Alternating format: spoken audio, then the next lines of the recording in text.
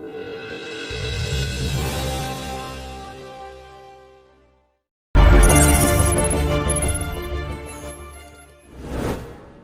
मैं मौसमरिया, आप देख रहे हैं मास्टर प्रहार। स्वागत है आप सभी का एक बार फिर मास्टर प्रहार में। घोटाले, आपने कई प्रकार के घोटाले सुने होंगे। अगर आप बिहार की राजनीति में रुचि रखते हैं तो आपने चारा घोटाले के बारे में सुना होगा। वो फोर्स घोटाला से लेकर कई घोटाले आपने सुने होंगे, लेकिन आज मैं आपको जो घोटाला बताने जा रहा हूँ शायद वो आपने सुना हो। आज मैं आपको एज घोटाले के बारे में बताने जा रहा हूँ। जी हाँ, एज यानी उम्र का घोटाला।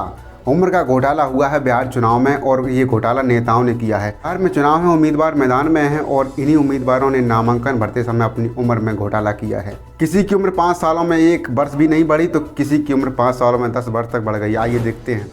ये हैं सरोज यादव, आरजेडी के टिकट पर बड़हरा सीट से खड़े हुए हैं। यहाँ के मौजूदा विधायक भी हैं, दूसरी बार चुनाव लड़ रहे हैं। 2015 में इन्होंने जो एफिडेविट दाखिल किया था उसमें साफ साफ लिखा है कि मैंने 33 वर्ष की आयु पूरी कर ली है, लेकिन इस बार जो इन्होंने एफिडेविट दाखिल किया है उसमें लिखा है कि मैंने 30 वर्ष की उम्र पूरी कर ली है। यानी सरोज यादव ऐसे व्यक्ति हैं जिनकी उम्र घटती है। 5 सालों में इन्हें कायदे से 38 साल का हो जाना चाहिए था, लेकिन ये और छोटे होकर 30 साल के हो गए हैं। यह कुटुंबा सीट से कांग्रेस के कैंडिडेट राजेश कुमार 1985 से राजनीति में हैं। बिहार विधानसभा की वेबसाइट पर जो जानकारी है उसमें इनकी डेट ऑफ बर्थ है 28 जनवरी 1967। इस हिसाब से ये 53 साल 8 महीने के हो चुके हैं, लेकिन एफिडेविट में बताते हैं कि इन्होंने 51 वर्ष की उम्र पूरी कर ली है। ये हैं सत्यदेव सिंह, कुर्था सीट से जेडीयू के कैंडिडेट हैं। बिहार विधानसभा पर जो इनके बारे में जानकारी है उसके हिसाब से 14 साल की उम्र में ही राजनीति में आ गए थे। विधानसभा की वेबसाइट पर इनके डेट ऑफ बर्थ 20 जून 1950 है। इस हिसाब से आज इनको 70 साल पार हो जाना चाहिए था, लेकिन ऐसा नहीं है। इस बार उन्होंने जो एफिडेविट दाखिल किया है उसमें अपनी उम्र 61 साल बताई है। 2015 में जो एफिडेविट दायर किया था उसमें 56 साल उम्र बताई थी।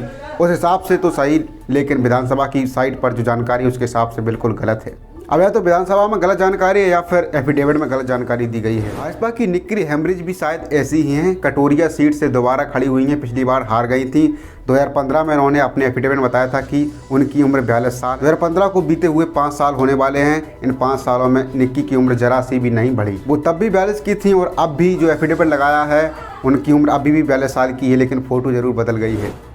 यह है जेडीयू के जय कुमार सिंह, नीति सरकार में मंत्री हैं। दिनारा सीट से 3 बार के विधायक हैं। इस बार फिर दिनारा से ही खड़े हुए हैं।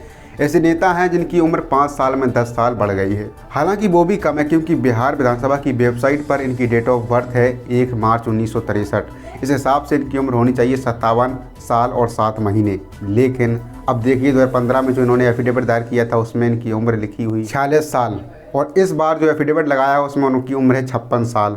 आखिर सच्ची उम्र कौन सी है पता नहीं चल रहा है। यह है रामानंद मंडल, जेडीयू के टिकट पर इस बार सूर्यगढ़ा सीट से खड़े हुए हैं। पिछली बार भी जेडीयू से ही लखीसराय सीट से खड़े हुए थे, लेकिन भाजपा के विजय कुमार सिन्हा से हार गए थे। जय कुमार सिंह की तरह ही इनकी उम्र भी 5 सालों में 8 साल बढ़ गई। 2015 में उन्होंने अपने एफिडेविट में अपनी उम्र 47 साल बताई थी और 20 में जो एफिडेविट लगाया है उसमें लिखा है कि 55 वर्ष की आयु पूरी कर ली गई है।